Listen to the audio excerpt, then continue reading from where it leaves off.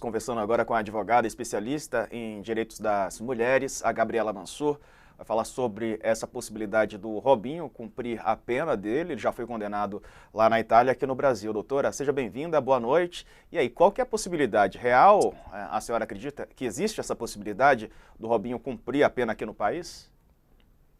Boa noite, Diego. Obrigada mais uma vez pelo convite. Cumprimento todas as pessoas que estão nos ouvindo e também o Leonardo Sakamoto, que falou muito bem a respeito dos fatos.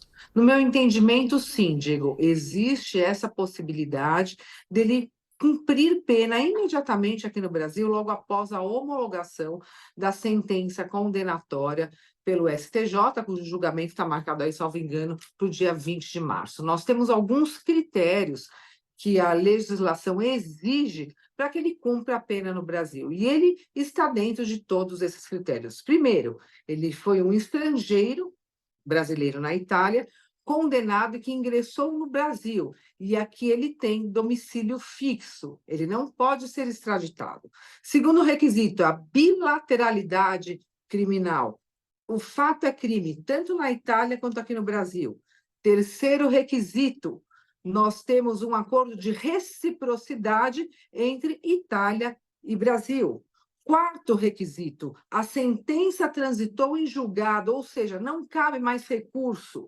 E nós temos o quinto requisito, que também é importante, que é essa impossibilidade da extradição do Robinho. E, obviamente, que a pena deve ser maior do que 1 ano, e ele foi condenado a 9 anos de prisão. Portanto, caso o STJ acolha, inclusive, o pedido do Ministério Público, Robinho pode imediatamente iniciar a execução da pena, o cumprimento da pena de 9 anos, sendo o processo remetido para Santos, para a Justiça Federal determinar o cumprimento da execução da pena.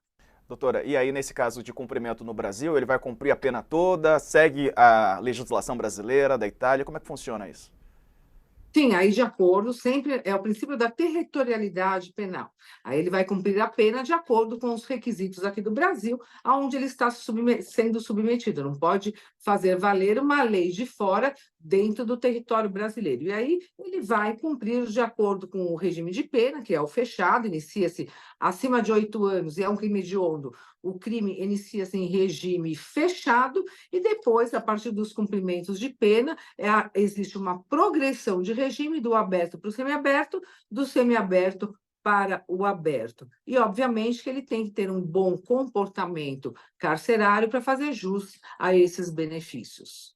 Claro que não deixa de ser uma resposta, né? Estava aqui comentando com o Sakamoto como nesse fim de semana o Robinho estava num churrasco lá nas dependências do Santos, ou seja, está vivendo como se nada tivesse acontecido, né? Ele que é condenado em todas as instâncias, até a última instância na Itália por estupro. O próprio UOL divulgou, tem um podcast até excelente para quem não está por dentro desse caso, com gravações, o próprio Robinho falando sobre esse caso, né? São gravações estarrecedoras, é de dar nojo a gente ouvindo os comentários, né, que foram gravados e o UOL teve acesso com exclusividade. Os Grampos do Robinho é o nome do podcast, para quem ainda não ouviu. É uma resposta para a sociedade, né? O Robinho foi ídolo de gerações, quem acompanha o futebol, o esporte, né, principalmente das novas gerações aqui do país, né, de brasileiros e brasileiras. Sim, Diego, nós temos muitas questões envolvendo os jogadores de futebol que eles devem ter em mente que eles têm um papel importantíssimo de impacto social dos jovens brasileiros que veem neles grandes ídolos e exemplos a serem seguidos. E essa responsabilidade eles não podem e não devem se eximir.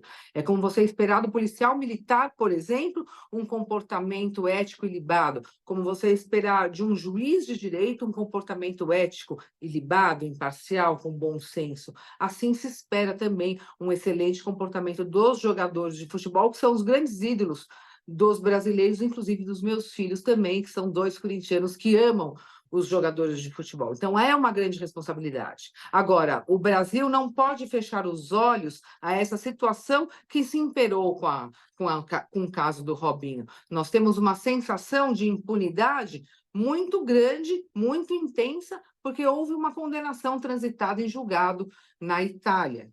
A exemplo do caso do Daniel Alves, em que foi determinada a sua prisão preventiva, também para que ele não fugisse para o Brasil, nós teríamos que ter esse exemplo no caso do Robinho. E não é bode expiatório, é fazer valer as leis e mostrar que ninguém está acima da lei. E que o Brasil não é um país para estupradores de mulheres. O nosso corpo, a nossa dignidade sexual, a nossa liberdade tem que ser respeitada por qualquer pessoa, tanto dos homens como também das mulheres.